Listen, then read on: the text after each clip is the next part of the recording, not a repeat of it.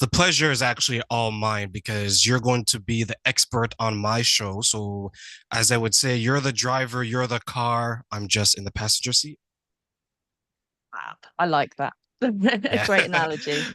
Thank you. I like you too. I came up with it just on the spot. So, Fair play. That's what a great host needs. yeah, yeah, especially when it's something like this, right? Because it based on the information I have, it seems like it's something that has impacted you directly, and as a result, you're helping others. So when we speak about addiction, Emma, what does addiction mean to you, and how did it impact your life? Well, for me, it's always been part of my life. I'm in recovery myself from alcohol. My husband's in recovery, and my mum was a drinker as well, although she would never admit to being an alcoholic, but it was very obvious that she was. So, as well as being the adult child of an addict, my father might have been a glue sniffer. We're not 100% sure. He passed when I was 3. So, yeah, I've had it from all angles. And how did you deal with that growing up when you mentioned you had your parents who were suffering from addiction? So, growing up, I was brought up in pubs. So, drinking was just the norm for us. I would see my mum drinking every night as she worked behind the bar, but it wasn't so obvious. You wouldn't see the empty bottles or a lot of the sneaky behavior that you get with addiction because it was just everybody sat around having a drink. But we'd always have lock ins, and yeah, it was just the norm. People say to me, "You must have remembered when you had your first drink." And I could not tell you. It was just always in the home. I remember my little brother falling off the chair having Christmas dinner at the age of 3 after having a sip of champagne, which we found hilarious. But luckily, well, not luckily, but he's grown up and he doesn't really like alcohol. Whereas I went the other way and I used it as a coping mechanism. And I realise now that that's why my mum was using alcohol, but she never wanted to address why she was drinking. The trauma that she had experienced in her life was too much for her to deal with. So, whereas I wanted to get to the root of the problem, my mum was just happy to mask it all through her life. I know for me, I've known a few people that had addiction, and what some people I think miss is that addiction comes in so many forms, right? Like I think the common one is drugs and alcohol. Yeah. But people don't understand you could be addicted to women, you could be addicted to men, you could be addicted to porn, you could be addicted to sex, you could be addicted to gambling, you could be addicted to video games, right? And I think what happens sometimes is that we look at life similar to maybe how you looked at it or you're alluding to, Emma, is that, well, if it isn't drugs or alcohol, I'm good. It doesn't matter if I'm Yeah. doing anything else, right? I had a friend, he used to watch pornography hours out of the day. It was to the point where while he was working, he was watching it. So he was an addiction. He was an addict to it. He was addicted. Yeah. It took over his life. And the way he used to speak about women began to get skewed. And you know it's bad when the people on the outside can notice it because usually it's like a gradual thing, right? It's like if it's alcohol, it's a glass of wine every couple of days, a glass of wine every day, a bottle of wine, 2 bottles of wine, right? So for him, it was all encompassing and it consumed him. And one of the downsides that I began to realize at that time was he became very destructive towards women because remember what he's watching, the women are very, or the participants are very willing, right? It doesn't matter what is being offered or what being asked, they're very willing because that's what they're getting paid to do. It's entertainment. But I think some people forget that the addiction begins to rewire your brain and you see things differently. When we're going through what you're going through and some of the people that you're working with, do they Do you see that happening in them, or do they understand how powerful the addiction is in their life? Yeah, well, I think you bring up some really good points there because addiction is basically anything in our lives which affects, I don't like the word normal, but say the normal running of our lives. So it interferes with our life. As you said, like with porn, it could be you watch it for half an hour, then it goes to an hour, and it's starting to interfere with your life because you do that rather than eat, rather than socialize. And it tends to be other people that will notice it before you. They might not know it's an addiction, but they will notice a change in behavior. So they'll notice that you're not going out more, becoming more secluded. As you said, a change of behavior of towards women or towards their partner. And there's a lot of sneaky behavior because people don't want other people to know what they're doing. And it doesn't always have to, like you said, be the obvious ones like alcohol, drugs. It could be shopping. So if you keep shopping, then you're getting into financial difficulties. And I knew a lady who went into rehab for alcohol addiction. And when she left, she began going to the gym. But she was going to the gym so much. After 2 months, she looked worse than when she did when she went into rehab because that was her new coping mechanism. And she couldn't deal with what was going on in her life. So she just went to the gym. Now we all have a coping mechanism. It's just how much are we doing it and is it impacting on our lives? So really, really good points there. Really good points. Do you think it's sometimes scary for people to come to terms with their life being controlled by the addiction? Yeah, there's a number of things where people, the first is the reality that they are addicted to something. That there's a lot of denial there because that's the thing that's keeping them safe, whether they realize it at the time or not. So the reality of having to face it, it's not only, say, with alcohol, once you give up alcohol, all your feelings come back, you've got to start addressing what it was in the first place. So they say when you come out of rehab or once you've given up that substance or behavior, is when the real work starts and it's addressing what's going on for yourself. So I think, especially for me, I didn't know originally what was affecting me or what I was hiding from. I knew I had an abusive childhood. I knew I'd suffered my father passing, but I didn't feel like a victim. So I could not, it wouldn't register with me what was going on. So I saw so many different therapists. There's so many different types of therapy and talking. And I eventually spoke to somebody about codependency. And that's when a light bulb went off for me. And I was like, right, okay. Now I know why I'm so quiet. Now I know why I don't speak out. And it sort of gave me the green light to be who I was and embrace the quietness and turn them into a positive and not a negative. And other things like abandonment. I never thought abandonment was part of my life. When I look back, my father died, so that was abandonment. I went to live with my great grandparents to live in a safe household, and that was abandonment. I went to boarding school where I thought I was the luckiest girl in the world because I could swim every night. I was with my friends. It was great. But that was abandonment again.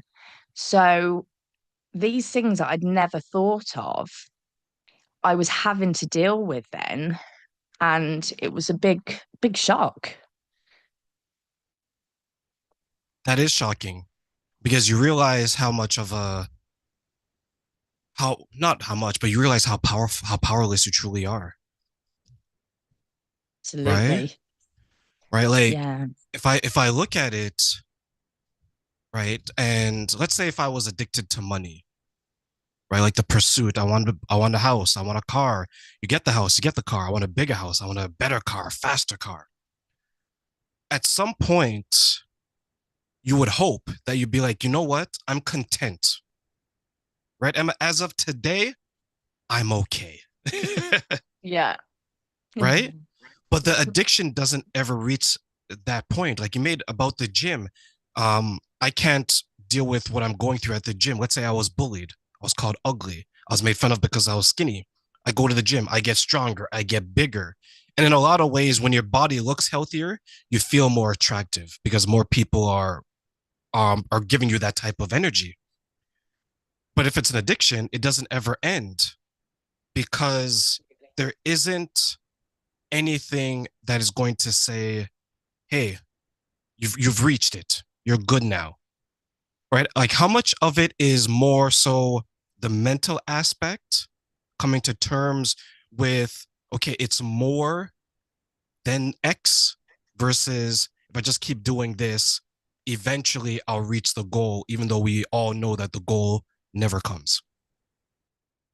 Absolutely. That's a really good example as well, because it doesn't matter how big you get, how strong you feel. If somebody says that one thing to you that you remember from being bullied, that's you're going to spiral again, or there'll be a trigger, and bullying could be that trigger. So it doesn't, you could be Superman. It doesn't matter. You could be the Hulk. If you're hearing that and believing those things that you were said to you when you were younger, you're not going to feel good about yourself and your self-esteem is going to go down. And that's when you need your coping mechanism. So you can work out and work out and work out. It's not going to solve that mental process. And we store trauma when we've had a traumatic event like that. We store it in the body, so we are reliving it every day. So it is about coming to terms and finding out about that bullying. And it might not be, you might be remember being bullied in the playground, but when you look back, you might even trace it back before then. It might be something before that was the initial trigger. I spoke to a woman once, and it was, I think it was abandonment that she was trying to work on. And she had been divorced and these things. But we did some work and we traced it all the way back to when she was about 10 or 11. And her like boyfriend at the time, play boyfriend, was up a tree and said, I don't want to go out with you anymore, leave me alone. And we tracked it all the way back to being like 10 years old and that play. So with her trying to say, I'm over my ex-husband, it was a good thing. I needed a fresh start. All the positive things we worked on, her being 10 years old and the boy in the tree. And that's when she was able to come to terms with the abandonment issues that she was having. So it's not always what we think it is. Is that common that a lot of, let's say, the mental health issues that develop into addiction can be traced back to, let's say, an adverse childhood experience that maybe at the time was really traumatic to them, but because they maybe locked it away in a closet somewhere, or tucked it underneath their bed, they don't recall how traumatic it actually was. Yeah, definitely. And the brain can shut it off and hide it to protect us. And what we really need to do is address that, because for many years, when I was told to look at my trauma, as I previously said, I didn't think I was in trauma because was happy with my life. And just for the record as well, I being in recovery now, I wouldn't change my addiction for the world because it's taught me so much and given me so many tools to live a better life that I wouldn't change any of that at all. So, yeah, sorry, getting back to your point, looking at adverse childhood experiences is a massive thing, ACEs. You'll find that many people in addiction have a high ACEs score. And I did a talk on it to do, it doesn't matter who you are, but if a parent had been incarcerated or you felt alone, ever went to school feeling hungry, there's 10 questions to ACEs. And I think I was 9 out of 10. So I had a high ACEs score. And it's something people should really research and look at because I'm trying to explain it the best I can. It is something that if you don't research and look into, you are passing it on to your children and for generations. When I came across ACEs, adverse childhood experiences, I was surprised how many people experience how many people would score in multiple areas on it, as well as how it ties in into so many behaviors that at least these days online, at least on especially social media, we kind of tolerate, right? Even though we think it's detrimental and it's not the best thing to do, we kind of tolerate. So, for example, it would impact men and women differently. So, for example, men will be impacted if they have an adverse childhood experience. They may be more prone to run the streets, join gangs. Like they would express it maybe in those ways, petty theft, shoplifting, things like that, right? And then you have women who they maybe become more promiscuous, sexually active at a very early age, right? Um, Compromise themselves in sexual ways. But now, when you fast forward, even though these behaviors, these two examples, are can be detrimental to the individual, right? From a mental fitness standpoint, some people celebrate it. Some people kind of tolerate those behaviors. That that's okay. You can give it away to whoever you want. Well, that's okay. You're young and we get it. You're stealing stuff like that. But they're saying these things to people who aren't 12, 13, and 14. These are people who are 25, 28, 30. So so when it comes to ACEs, can you maybe explain to our audience how it truly does impact and some of the dangers of maybe dismissing and minimizing those experiences? Yeah, well, I was talking to somebody the other day and we were saying, she said to me, how would you speak to a teenager whose parents are in addiction? And I said, they know, even if you think you're hiding it, they know that something's not right. So whether it's your behavior, the energy you're giving off, they know that something's not right. And you're passing behavior straight away from doing that.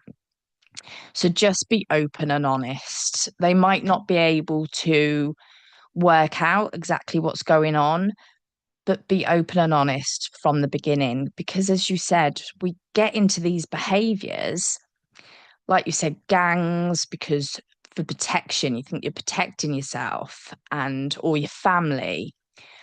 Women being promiscuous could be because they feel that's how they get their love and being wanted.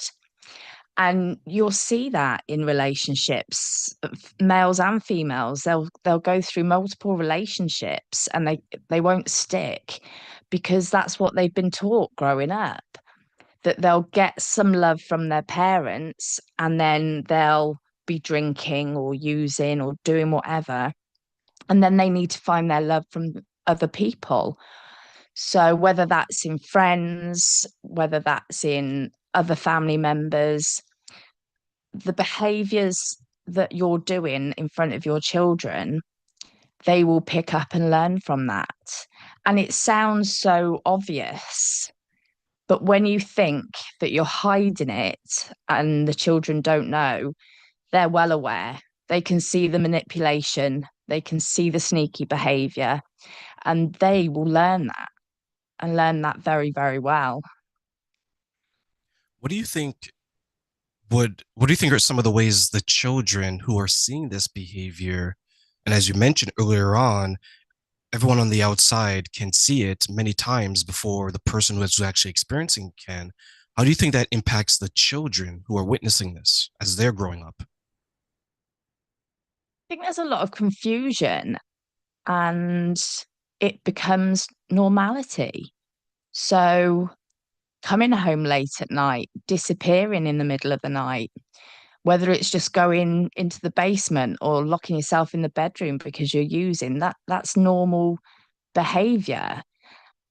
So they'll be displaying that behavior to their friends. And if you're not being open and honest and you think that everything's being contained within the house, like these little secrets, they're not.